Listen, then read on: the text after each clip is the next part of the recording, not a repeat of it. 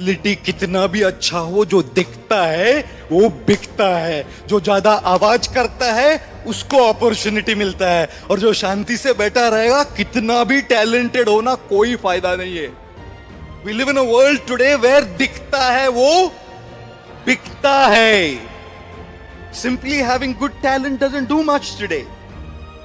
इसलिए कहता है ना, किस्मत किस्मत महलों में राज करती है। किस्मत, लक महलों में राज करती है, और हुनर सड़कों पे तमाशा करता रहता है। Talent keeps doing Tamasha on the road. दिखता है वो बिकता है। कबीरदास जी ने एक बहुत अच्छी चीज कही है, चिंता से चतुराई घटे, चिंता से चतुराई घटे, दुख से घटे शरीर, लोभ से धन घटे, कह गए दास कबीर। चिंता से चतुराई घटे। जब चिंता होती है ना, तो इंसान के ठीक से सोचने की जो कैपेसिटी वो खत्म हो जाती है।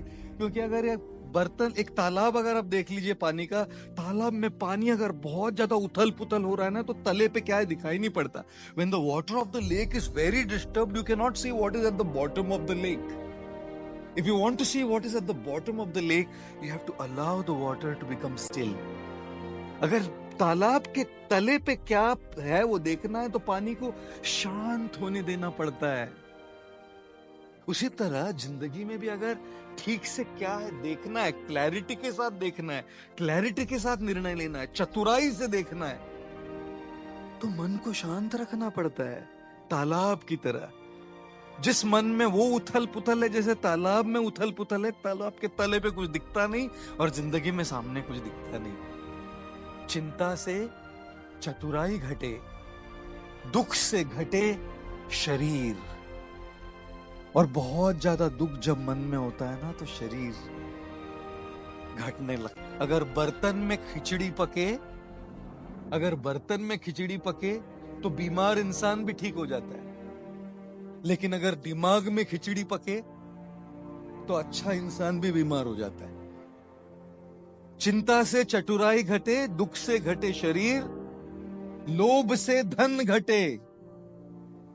जिस जिस लोभ से लोगों ने इतने स्कैंडल किए, स्कैम किए, लफड़े किए, झमेले किए, पैसा ऐसा आया, लेकिन पकड़े गए तो ऐसा गया।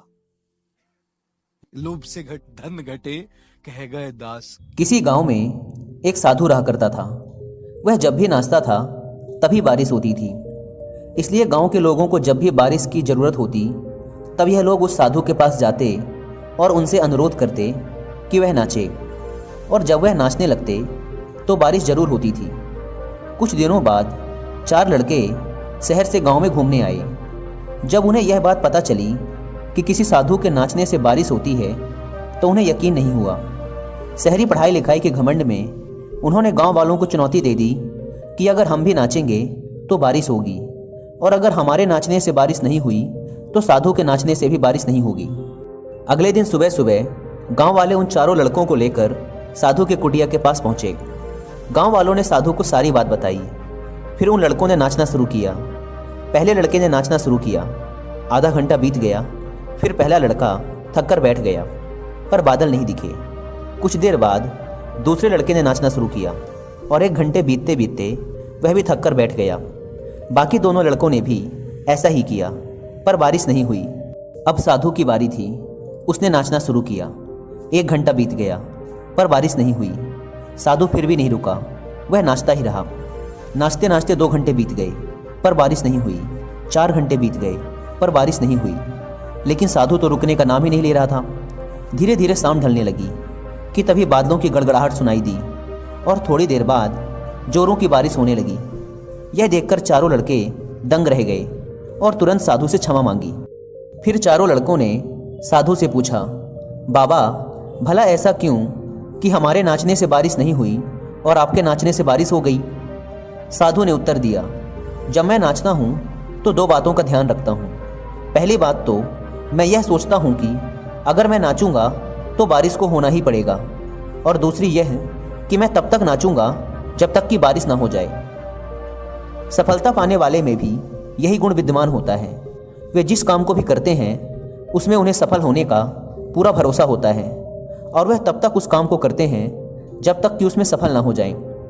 इसलिए अगर हमें सफलता हासिल करनी है तो इस साधु की तरह ही अपने लक्ष्य को प्राप्त करना